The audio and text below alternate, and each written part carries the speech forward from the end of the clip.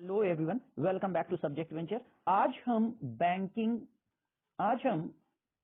Banking के important topic को लेकर के आपके सामने हैं। बैंकिंग के साथ साथ हम मनी के कुछ कॉन्सेप्ट को क्लियर करेंगे, क्योंकि बैंकिंग और मनी एक दूसरे में इंटर रिलेटेड हैं। तो यहां पर फर्स्ट ऑफ ऑल हम बेसिक कॉन्सेप्ट्स की बात कर लेते हैं। बेसिक कॉन्सेप्ट्स में हमारे कॉमर्शियल बैंक की डिफिनीशन आती है। तो कॉमर्शियल बैंक कौन से बैंक होते हैं? तो देखिए, कोई भी बैंक जो डिपॉजिट एक्सेप्ट कर रहा है, जो डिपॉजिट्स एक्सेप्ट करता है और लोन एक्सटेंड कर रहा है, वो हमारा बैंक हो जाएगा। तो यहां पे let me explain you little bit differences about banking, financials and NBFCs. तो फर्स्ट ऑफ ऑल, अभी आपने देखा, हम यहां पर थोड़ा सा इसको मार्क कर लेते हैं। अभी आप ये समझ सकते हैं कि एक ये बैंक है और बैंक आपके कॉमन पीपल से डिपॉजिट एक्सेप्ट करता है, एक्सेप्ट डिपॉजिट, ठीक है, और इसे वो लोन के तौर पर एक्सटेंड कर देता है, लोन के तौर पर एक्सटेंड कर देता है। तो बैंक क्या केवल ये दो काम करता है? इन्हीं दोनों काम को करने वाली कोई भी फर्म, मैं क्वेश्चन नॉर्मली आपसे पूछ रहा हूं कि जैसे एलआईसी है, LIC life insurance corporation of India, ये आपसे प्रीमियम एक्सेप्ट करती है और जब आपको जरूरत होती है तो आपको लोन भी देती है, ये आपको लोन भी देती है। तो क्या एलआईसी एक बैंक है? This is a question. जरा कमेंट करिएगा वीडियो में, हम इसके बाद डिस्कस करेंगे और मैं इस वीडियो के अंत में आपको इस क्वेश्चन का आंसर बताऊंगा। मेरा क्वेश्चन है, क्या एलआईसी या यूटीआई या अदर कोई इंस्टीट्यूट जो डिपॉजिट एक्सेप्ट कर रहा है और लोन एक्सटेंड कर रहा है, क्या उसे हम बैंक कह सकते हैं? अगर हां तो क्यों, और अगर नहीं कह सकते तो क्यों नहीं कह सकते? तो अभी हम इससे पीछे अपने मेन टॉपिक पे आते हैं। ये क्वेश्चन है आपके लिए और मैं उम्मीद करता हूं कि आप कमेंट बॉक्स में जरूर अपनी बात लिखेंगे। तो चलिए मैं वापस फिर से अपने मेन टॉपिक पे आता हूं। तो यहां पर अगर आप ध्यान दें तो हमारा कॉमर्शियल बैंक क्या है? तो कॉमर्शियल बैंक फाइनेंशियल इंस्टीट्यूट है which accept deposits from the people and make advances. Advances को ही हम लोन कहते हैं। तो accepting deposits and advancing loan, ये दो हमारे मेन वर्क हो जाते हैं किसके? बैंक के। अगर बैंक के फंक्शंस पूछे जाएंगे तो दो प्राइमरी फंक्शंस के तौर पर कॉमर्शियल बैंक में आ जाएंगे। और मैं आपको यहां पर यह बात भी क्लियर कर दूं कि आरबीआई आपका कॉमर्शियल बैंक नहीं है, क्योंकि कोई भी व्यक्ति आरबीआई में अपना अकाउंट ओपन नहीं कर सकता है। कॉमर्शियल बैंक वो बैंक होते हैं जो कॉमन पीपल से बैंकिंग में एडवांस में पैसा डिपॉजिट एक्सेप्ट कर रहे हैं और उनके बदले में उनको लोन एक्सटेंड कर रहे हैं। So, what is commercial bank function in the next level, that is money or credit creation by commercial bank? तो मनी या क्रेडिट क्रिएशन कॉमर्शियल बैंक के द्वारा किस तरीके से की जा सकती है, इस विषय पर अभी हम पीछे एक वीडियो, जो सेकंड चैप्टर है आपके स्पेसिमेन पेपर का, वहां पर हमने credit creation by commercial bank को बहुत अच्छे से समझाया है। वहां पर आप इसको समझ सकते हैं डिटेल में। यहां पर हम थोड़ा सा इसको डिस्कस कर देना चाहेंगे। मैं आपको बस यहीं पर नॉर्मल सी एक बात क्लियर करता हूं। जैसे कि यहां पर एक बैंक है, ए बैंक, ठीक है, और इस बैंक के पास डिपॉजिट के तौर पर 1000 रुपये आता है और आरबीआई ने ऑलरेडी ये बोल रखा है कि CRR, cash reserve ratio, is 10%। 10% cash reserve ratio रहेगा हर बैंक के लिए। तो ए के पास जो प्राइमरी डिपॉजिट है वो कितना है? प्राइमरी डिपॉजिट कितना है? वो है 1000 रुपये। अब इस बैंक के पास लोन एडवांसमेंट के लिए क्या सिचुएशन है? तो सेकेंड स्टेज पर अगर आप देखेंगे, जब ये बी बैंक को लोन देगा तो ये 1000 रुपये की जो टारगेट होगी उसमें से 100 रुपए अपने पास ये कैश रखेगा और 900 रुपये वो एज अ लोन एडवांस कर देगा बी बैंक को। तो बी बैंक के पास कितना पैसा आएगा? 900 रुपीज आएगा। और इस 900 रुपीज का जो आप कह सकते हैं डेरिवेटिव अकाउंट्स बनेगा, यहां पर 90 रुपीज बी बैंक को अपने पास कैश में रखना होगा, क्योंकि सीआरआर है 10%, और इसमें से 810 रुपये वो सी बैंक को एडवांस कर देगा। अब सी बैंक के पास जो एडवांसमेंट आएगा वो आपका 810 रुपये का आएगा और 810 रुपये में 81 रुपये वो इसके लिए दे देगा। ये हमारा जो एडवांसमेंट है ये आपका 81 रुपये कैश रिजर्व के रूप में रोक लिया जाएगा और 729 रुपये वो डी बैंक को दे देगा। इन दिस वे डी बैंक के पास 729 का कैश डिपॉजिट आएगा और फिर ये अपनी डेरिवेटिव क्रिएट करेगा। तो इन दिस वे लास्ट में जब हम आएंगे तो यहां पर आप इस चीज को समझ लें कि एक कॉन्सेप्ट चलता है, एक फॉर्मूला चलता है, दैट इज के के मनी मल्टीप्लायर के लिए आता है कि कितना क्रेडिट क्रिएशन होगा, तो 1/RR मल्टीप्लाई डेल्टा डी आता है। ये फॉर्मूला होता है, और जितना हमारा RR है जो कि 10% है, तो 10 डिवाइडेड बाई 10 मल्टीप्लाई 1000 रहेगा। अब ये 10 आपका 1000 के साथ चला जाएगा। 10 से 100 को जब आप काटेंगे तो यहाँ पर 10 आएगा, और मल्टीप्लाई करके जब आप ऑप्शन निकालेंगे तो ये हमारा 10,000 आ जाएगा। इन दिस वे जो मनी है वो क्रेडिट क्रिएट करेगा, मनी है वो क्रेडिट क्रिएट करेगा, मनी क्रेडिट क्रिएट करेगा, यानी जो 1000 रुपी था वो 10,000 रुपी के रूप में आएगा। सो बैंक के द्वारा क्रिएटेड मनी 9,000 हो जाएगा। तो इस तरीके से बैंक का क्रेडिट क्रिएशन का प्रोसेस चलता है। अब हम वापस अपने टॉपिक पर आते हैं। तो commercial bank create money on the basis of their cash reserve. Money credited to many times more than the cash reserve at the commercial bank. जो अभी आप देख रहे थे, अभी आपने देखा कि 10 टाइम किस तरीके से बैंक मनी को क्रिएट कर रहा है। This is also known as a credit creation by commercial bank. It depend on CRR। ये कैश रिजर्व रेशियो पर किस तरीके से डिपेंड करता है। तो यहां पर ये बात समझ लीजिए कि अगर उसने 10% कैश रिजर्व रखा था तो बैंक को 10% रोकना था। अदरवाइज अगर यही चीज ग्रेटर हो जाएगी, 20% हो जाएगी, तो बैंक को 20% रोकना पड़ेगा, यानी लेसर क्रेडिट क्रिएट होगी। तो जितना ज्यादा CRR हो जाएगा, क्रेडिट क्रिएशन इससे एडवर्स हो जाएगा, कम हो जाएगा। तो फिक्स्ड बाय सेंट्रल बैंक, और ये RBI के द्वारा डिसाइड होता है। तो RBI सेंट्रल बैंक होती है। हायर इज CRR, जितना CRR हायर होगा, क्रेडिट क्रिएशन उतना ही लोअर हो जाएगा, एंड वाइस वर्सा, इससे ठीक उल्टा भी वैसे होगा। तो यहाँ पे क्रेडिट मल्टीप्लायर का जो पीछे हम पूरा प्रोसेस देख चुके हैं, उसी पर अब ये डिस्कशन है, और इस डिस्कशन को हम थोड़ा सा यहां ब्रॉडर वे में देखने की कोशिश करेंगे। तो यहां पर आप देखिए कि credit multiplier is a reciprocal of CRR। कितनी बार वो मल्टीप्लाई होगा, तो it shows number of time which the cash reserve ratio by the commercial bank multiply to be the equal to the demand deposit. तो जिस बात को अभी हम बात कर रहे थे, K इक्वल टू 1/CRR, तो यहां पर आप देखिए जैसे 10% होता तो 1/10% डिवाइडेड बाय 100, क्योंकि ये परसेंट है, और इसको अगर 100 को यहां ले जाएंगे तो ये 10 टाइम आ जाएगा। कितने टाइम हो रहा है? 10 टाइम। तो अगर 10% हमारा क्रेडिट है तो 10 टाइम हो जाएगा। और अगर यहीं पर क्रेडिट मल्टीप्लायर हमारा 5 टाइम है, जो कि यहाँ 5% लिखा हुआ है, तो 1/5/100 हो जाएगा। 100 को ऊपर लेके आएंगे, 5 को 20 से काट देंगे, तो ये 20 टाइम हो जाएगा। तो जितना हमारा CRR लेसर होगा, क्रेडिट क्रिएशन ग्रेटर होगा। अगर CRR ग्रेटर है तो क्रेडिट क्रिएशन लेसर होगा। I think I have made myself clear.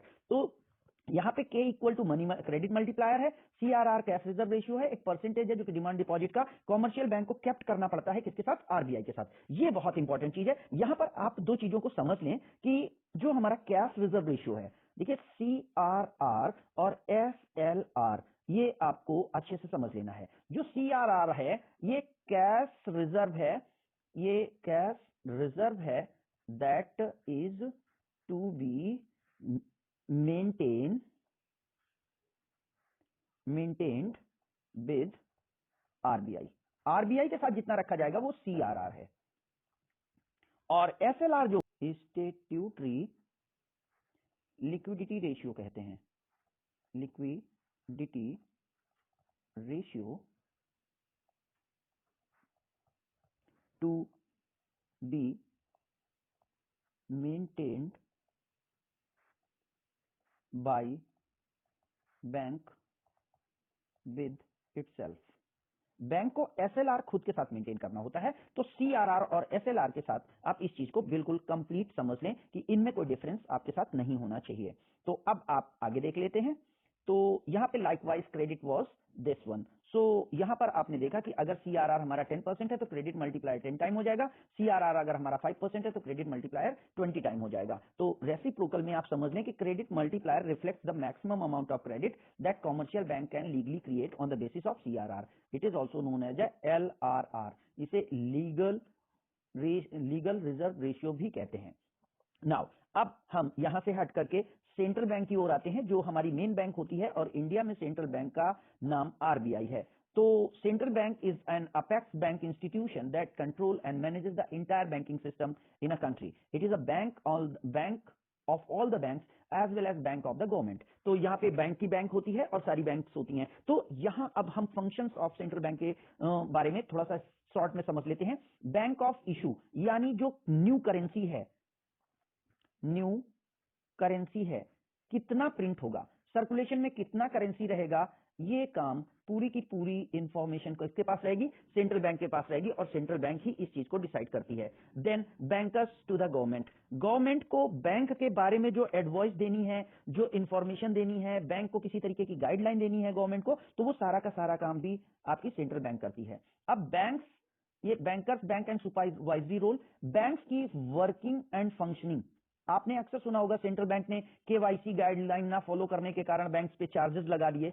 Next इस तरीके की चीजें आती हैं। लेंडर ऑफ लास्ट रिसोर्ट, इसका मतलब क्या है कि अगर जो बैंक है, देखिए बैंक के बारे में इस चीज को आपको समझना है, इसको थोड़ा सा एक टॉपिक पे समझ लेते हैं।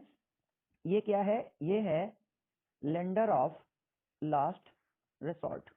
It means what, it means कि जैसे आपने एसबीआई पे अपना पैसा रखा, तो एसबीआई पे हम अपना डिपॉजिट क्यों देते हैं, आखिर पीपल, जो पीपल होते हैं वो फेथ करते हैं बैंक पर।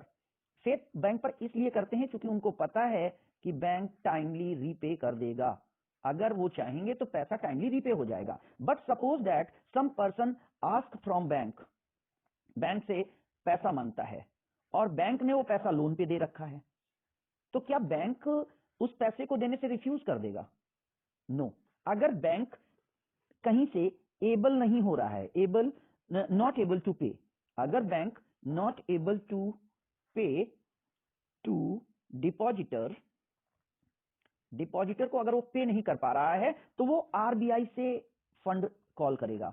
इंटरसिटी बैंकिंग कॉलिंग कर सकते हैं वो, लेकिन एसबीआई आरबीआई से फंड ले लेगा और वो डिपॉजिटर को पे करेगा। क्योंकि इसीलिए इसे हम डिमांड डिपॉजिट का नाम देते हैं। इसीलिए आरबीआई के इन सारे गाइडलाइन के कारण जो बैंक है, बैंक में जो आपका सेविंग अकाउंट में जो पैसा होता है, सेविंग अकाउंट को हम डिमांड डिपॉजिट अकाउंट कहते हैं। डिमांड डिपॉजिट अकाउंट कहते हैं क्योंकि यहां पर आपका जितना भी पैसा है, वो पैसा आप कभी भी डिमांड कर सकते हैं। तो अगर बैंक को कोई और रिसोर्स नहीं मिलता है, देन कॉमर्शियल बैंक, यानी ये जो कॉमर्शियल बैंक है, सीबी है, वो सीबीआई है, वो आरबीआई से फंड ले करके डिपॉजिटर को पे करेगी। ये मेन चीज है, और बैंक इसको सपोर्ट देगा ही देगा। इसी चीज के कारण इसे लेंडर ऑफ लास्ट रिसोर्ट कहते हैं। पीछे चलते हैं, उसके बाद है custodian of foreign exchange.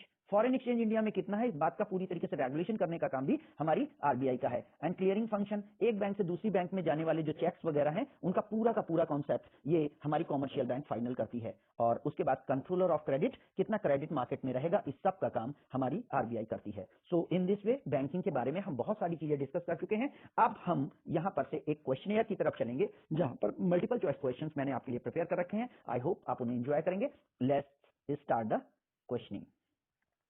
So first of all, multiple choice question में हमारे पास यहां पर आप देखें तो ये हमारे पास कुछ क्वेश्चंस हैं। सो फर्स्ट ऑफ ऑल हमारा पहला क्वेश्चन है, a commercial bank is a financial institution. Commercial bank एक फाइनेंशियल इंस्टीट्यूशन है जो कि एक्सेप्ट डिपॉजिट करती है from the people, only offers loan to the people, accept deposit from the people as well as offers loan to them, which only give details about foreign exchange in India. क्या आपको gas हुआ कौन सा question हमारा सही है? तो हम पहले ही डिस्कस कर चुके हैं, डिपॉजिट एक्सेप्ट करना और लोन की ग्रांट करना, ये दो काम कमर्शियल बैंक के होते हैं। तो in this way option C is the correct one. Next question को देख लेते हैं। For a commercial bank the source of profit is, commercial bank के द्वारा जो सोर्स ऑफ प्रॉफिट है वो हमारा क्या है? क्या ये अनक्लेम डिपॉजिट्स हैं जो लोग डिपॉजिट करते हैं और भूल जाते हैं, ग्रांट्स ऑफ गवर्नमेंट है, गवर्नमेंट के द्वारा दी गई ग्रांट्स हैं, या स्प्रेड है यानी क्रेडिट क्रिएशन है, difference between interest they charge and interest they pay. देखिए बैंक यहां पर है और बैंक पर डिपॉजिट आता है और बैंक इसको लोन पे देती है, तो दोनों में इंटरेस्ट लेती है। एक में बैंक इंटरेस्ट देती है और एक में लेती है। अगर आप बैंक के पास 10,000 रुपए जमा करेंगे तो बैंक हो सकता है कि आपको 5% इंटरेस्ट दे, लेकिन अगर आपने बैंक से पैसा बाई कर लिया, लोन ले लिया, यही पैसा आपने जो 10,000 रुपए बैंक से ले लिए, तो बैंक इस पर 9% के अप्रॉक्स चार्ज करेगी। तो ये जो 4% का आप देख रहे हैं ना difference, this interest is called as a spread. That's why option C is the right answer for B second question. अगले क्वेश्चन को देख लेते हैं। अगले क्वेश्चन में देखिए यहाँ पे, total deposits which can not be withdrawn any time are called. जो डिपॉजिट जिनको कि आप किसी भी समय कॉल नहीं कर सकते, आप तुरंत से नहीं मंगा सकते, उनको क्या कहा जाता है? तो क्या वो फिक्स डिपॉजिट कहलाते हैं, वो टर्म डिपॉजिट कहलाते हैं, या नॉन शेकेबल डिपॉजिट कहलाते हैं? तो देखिए ये तीनों के तीनों नाम एक ही चीज के हैं, जिनमें भी टाइम पीरियड लॉकिंग है, टाइम की लॉकिंग है। तो लॉक इन होने का मतलब है कि आप उसके पहले पैसा नहीं विड्रॉ करेंगे, तो फिक्स डिपॉजिट भी वो कहलाता है और ये टर्म के लिए होता है, इसलिए टर्म डिपॉजिट कहलाता है और नॉन चेकेबल है, यानी इसको आप कभी भी विड्रॉ नहीं कर सकते, मींस बिफोर टाइम में विड्रॉ कर सकते। So that's why option C हमारा राइट, ऑप्शन डी हमारा राइट आंसर हो जाएगा। All of these are known as you can say fixed deposit, term deposit and non checkable deposits. Next question is commercial bank advances loan. Commercial bank loan देती हैं, किसको देती हैं? Only to the extent of their term deposit, अपने term deposit के आधार पर, only to extent of their gold reserve, अपने gold reserve के according, only to extent of their demand deposit, या multiple time of their required cash reserve ratio with RBI. So here I think आप इसको भी बहुत अच्छे से clear कर चुके हैं। ऑप्शन डी हमारा क्लियर है। हम डिस्कस कर चुके हैं कि बैंक के पास अगर 1000 रुपी है और सीआरआर हमारा 10% है सपोज, तो बैंक की कैश डिपॉजिट में 100 रुपीज रहने चाहिए और 900 रुपीज को बैंक एडवांस कर सकती है as a loan as per the RBI guideline. So option D correct हो जाएगा। आगे देखते हैं primary deposits are. Primary deposits कौन से होते हैं? तो प्राइमरी डिपॉजिट्स के बारे में हम क्या जानते हैं? तो cash deposit with the commercial bank, gold reserve with the commercial bank, reserve bought the foreign exchange, none of these. So original deposits done by the citizens of country are known as a primary deposits with the commercial bank. Option A सही हो जाएगा। Next question को देख लेते हैं। These deposits, those deposits, वो deposits which arises accounts on the accounts of the loan by the bank to the people are called. वो deposits जो कि अकाउंट ऑफ लोन क्रिएट करते हैं, बैंक जो कि लोगों के साथ रखती है, उन्हें हम क्या कहते हैं? वो कौन से डिपॉजिट्स होते हैं? तो क्या आपको कुछ गेस हो पा रहा है इनको हम क्या कहते हैं? तो मैंने पहले ही कहा, अब जैसे कि यहां पर आप ऊपर के एग्जांपल को देख लें, इस वाले एग्जांपल को, तो आपको बात समझ में आ जाएगी कि ये हमारा प्राइमरी डिपॉजिट है, पीडी है, और ये जो 900 का डिपॉजिट क्रिएट हो रहा है ये एसडी है, सेकेंडरी डिपॉजिट है। और यहां पर सेकेंडरी डिपॉजिट की बात पूछी गई है कि कौन सा डिपॉजिट है जो कि प्राइमरी डिपॉजिट के अकॉर्डिंग बनता है। तो यहां पर इस क्वेश्चन के लिए हम ऑप्शन बी को टिक करेंगे और आगे चलते हैं, अगले क्वेश्चंस में देख लेते हैं। तो अगले क्वेश्चंस में यहां पर आप देखें cash reserve, cash reserve of commercial bank with RBI. RBI के साथ जो कॉमर्शियल बैंक रहता है वो क्या कहलाता है? तो कॉमर्शियल बैंक का जो आरबीआई के साथ रिजर्व रहता है वो हमारा कैश रिजर्व रेशियो कहलाता है। आई थिंक क्वेश्चन हमें शॉर्ट करना पड़ेगा क्योंकि अब बहुत सारी चीजें हैं, बहुत सारे टॉपिक्स हैं, तो इसलिए मैं बहुत सारे क्वेश्चन को जल्दी से कवर करना चाहता हूं, वीडियो बहुत लंबा ना हो, इसलिए मैं चाहता हूं कि जल्दी जल्दी हम आपको आंसर्स बताते चलें। तो यहां पे ऑप्शन ए क्लियर हो जाएगा। Credit creation by commercial bank is equal to, credit creation जो कॉमर्शियल बैंक करती है वो किसके इक्वल है? किस तरीके का कॉमर्शियल बैंक क्लियर करती है? तो मेन फॉर्मूला क्या है? तो अभी हम लोग बात कर रहे थे कि K equal to 1 upon R R multiply delta D.